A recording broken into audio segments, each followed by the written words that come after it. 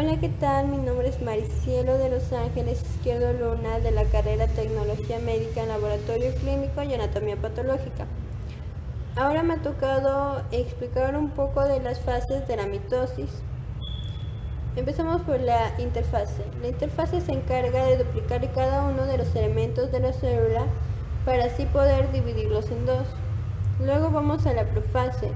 En la profase el ADN se ubica dando lugar a los cromosomas, que podemos ver aquí, y los centriolos se van a ubicar en los extremos de la célula, liberando unas fibras llamadas microtúbulos. Y a la finalización de la profase, la membrana nuclear se va a desintegrar, dejando así libre a los cromosomas en el citoplasma. Vamos a la metafase. Ya bien sabemos que en el centro de los cromosomas se llama centrómero, y en el centrómero se encuentran ubicados unos pequeños hoyos llamados cinecoro, que gracias a ellos los cromosomas se pegan a los microtúbulos y quedan ubicados en el centro de la célula. Están en el centro. Vamos a la anafase. Podemos ver que aquí los cromosomas están divididos en dos cromatinas y cada una de las cromatinas empiezan a acercarse a los centriolos. Y por último, la telofase. En la telofase las cromatinas llegan a los centriolos y aparece la membrana nuclear formando dos núcleos de cada lado, y luego el citoplasma se estira y se divide para formar dos células. Eso sería todo. Muchas gracias.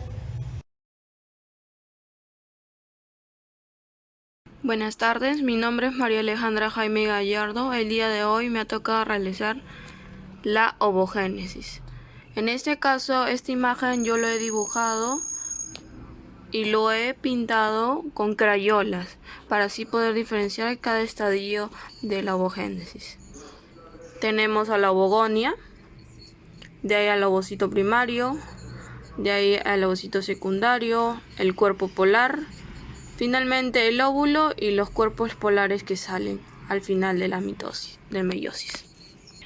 En primer lugar vamos a definir qué es la ovogénesis. La ovogénesis es el proceso mediante el cual se producen los gametos femeninos, o sea los óvulos, se realiza en los ovarios y las células precursoras de los óvulos son las ovogonias, como lo indico en este caso aquí, que inician su división desde el tercer mes de gestación y dan origen a los ovocitos primarios, células diploides, los cuales a lo largo del desarrollo embrionario realizan la primera división meiótica, de la cual se detiene la profase 1. Así permanecen hasta entrar en la pubertad. De ahí vamos a definir cómo se desarrolla. Primero, en el caso del ovocito primario, cuando los ovocitos primarios se reanudan la primera división meiótica, dan origen a dos células. En este caso, uno es el ovocito secundario y el primer cuerpo polar,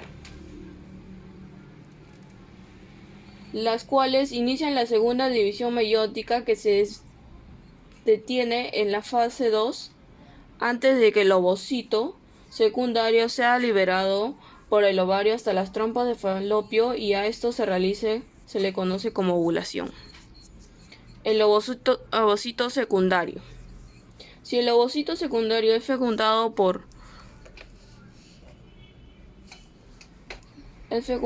un espermatozoide, concluye la segunda división meiótica y dan origen a un óvulo grande y un segundo cuerpo polar, que en este caso lo vemos aquí, y el cuerpo polar.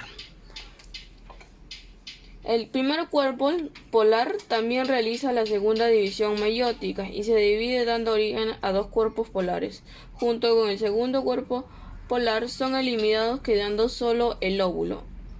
Y este proceso se repite cada 28 días. En este caso, este segundo cuerpo polar con estos dos cuerpos polares que han salido del primer cuerpo polar, se eliminan y solo queda el óvulo. Si el ovocito secundario no es fecundado, en este caso, el de aquí, no es fecundado, se elimina al igual que los tres cuerpos polares. Una niña al nacer tiene alrededor de 2 millones de ovocitos primarios que van muriendo a lo largo del tiempo hasta la pubertad, en que tendrá aproximadamente 400.000 y continuarán disminuyendo durante la vida fértil, de manera que solo alrededor de 400 podrán llegar a ser óvulos. Esta es una pequeña explicación sobre la ovogénesis. En cada estadio, en este caso tenemos la primera, que es la mitosis, que se desarrolla antes de nacer. La ovogonia se multiplica. De ahí tenemos lo que sucede después de nacer en la etapa de la pubertad, que son la meiosis 1, que implica la división de este ovocito en ovocito 2 y en el cuerpo polar. Después de esto ocurre la meiosis 2, donde el ovocito 2 produce un óvulo y un segundo cuerpo polar, y a su vez el cuerpo polar 1 produce dos cuerpos polares. Estos cuerpos polares al final van a ser desechados y solo quedará el óvulo. Y eso es todo por hoy. Gracias.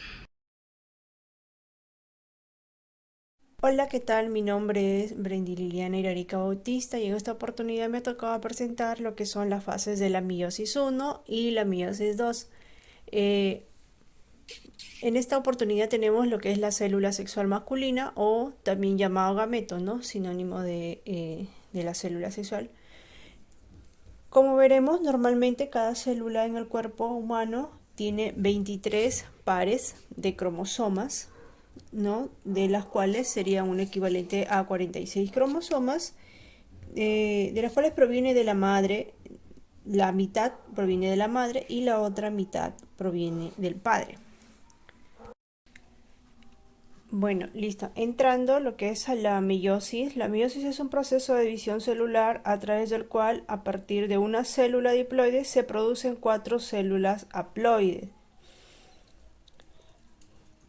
Por lo tanto, la meiosis junto a la fecundación es la base de reproducción sexual y la variable genética dentro de las poblaciones, y en consecuencia es también el responsable de la capacidad de las especies para evolucionar, ¿no? Entre las fases de la meiosis encontramos pues, ¿no?, la interfase, ¿no?, donde se prepara la célula. Entrando a la meiosis 1 vamos a encontrar lo que es vamos a encontrar lo que es en la meiosis 1 la profase 1, ¿no? La metafase 1, la anafase 1 y lo que es la telofase 1, ¿no? Que en la profase 1, como verán, los cromosomas se condensan y forman parte, en la profase y forman pares. Se produce el entrecruzamiento y la recombinación genética, que permite el intercambio de partes de cadenas de ADN que dan lugar a un nuevo material genético. Y bueno, como verán, lo que es en la profase 1, que está dividido entre el leptoteno, el cigoteno, también tenemos el poquiteno, también tenemos el diploteno, ¿no? Como verán, y la diacinesis. Aquí en el leptoteno, en esta fase los cromosomas se condensan y se vuelven visibles.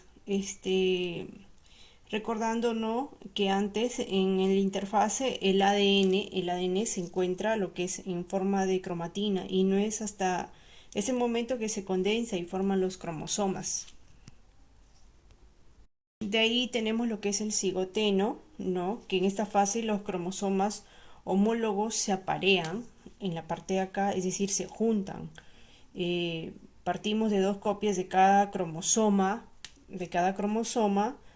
pues en esta fase cada copia de uno de nuestros cromosomas se aproxima a la otra copia, ¿no?, del mismo cromosoma, emparejando sus genes homólogos. Y aquí lo sigue lo que es el paquiteno, ¿no? Lo que es aquí en el paquiteno, vemos nosotros de que los cromosomas homólogos están situados muy cerca los unos con los otros. Esto propicia que se produzca la recombinación genética entre los cromosomas homólogos, es decir, que los cromosomas que están juntos se intercambian fragmentos de ADN entre ellos. Cada par de cromosomas tiene los mismos genes, esto realmente no afecta a qué genes vaya a heredar cada célula hija, sino que variantes qué variantes vaya a recibir.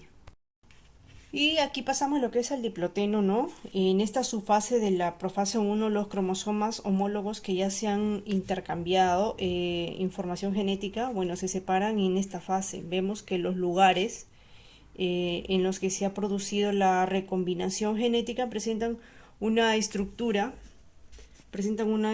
genética, específica que se denomina quiasmas.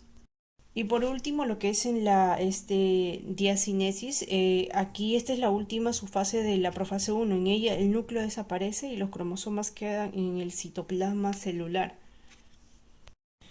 Como vemos acá, continuando, lo que es en la meiosis 1, lo tenemos acá también que es la metafase. En la metafase los pares homólogos se alinean en la placa metafásica para que se produzca la separación, ¿no? De ahí también tenemos la telafase 1, que en la telafase 1 se forman las células haploides, ¿no? Antes de la telafase 1 tenemos acá lo que es la haploides, ¿no? Antes de la telafase 1 tenemos acá lo que es la anafase 1, que los cromosomas acá se separan moviéndose a extremos opuestos de las células, mientras que las cromáticas hermanas permanecen juntas. Y de ahí nosotros ya pasamos lo que es a la telafase, como verán. En la telafase se forman las células haploides, ¿no? Cada cromosoma tendrá 2 cromáticas hermanas que ya no serán iguales entre sí. Bueno, y pasando lo que es a la meiosis 2, ¿no? La meiosis 2, llamada también fase duplicativa, es la etapa en que se separan las cromátidas, produciendo un par de células hijas que contiene cada uno 23 cromosomas y donde cada cromosoma tiene a su vez una sola cromatida, ¿no? Aquí, como verán, yendo a la meiosis 2, ¿no? Aquí tenemos la citocinesis, que es un proceso de división celular. Es un proceso de división celular de la cual se divide el citoplasma de una célula para dar lugar a 2 células hijas diferentes entre sí. Y de ahí tenemos lo que es la intercinesis, ¿no? La intercinesis, bueno, es el periodo de reposo entre mitosis o entre meiosis, ¿no? La intercinesis es el periodo entre dos divisiones meióticas en el que hay duplicación y descondensación de ADN. De ahí pasamos lo que es a la profase 2, ¿no? En la profase 2 los cromosomas se condensan. De ahí también tenemos lo que es la metafase 2, que en la metafase 2 los cromosomas se alinean en la placa metafásica, ¿no? Aquí en la metafase 2. Lo que también tenemos acá, lo que es la anafase. En la anafase 2, como verán, las cromatidas hermanas se separan en extremos opuestos de la célula. De ahí tenemos también la telofase. En la telofase 2, los gametos recién formados son haploides, acá. son haploides, cada cromosoma tiene solo una cromatina. El producto final de la meiosis son espermatozoides u óvulos. Y por último se forman 4 células hijas, ¿no? Con 23 impares de cromosomas, genéticamente cada uno diferente.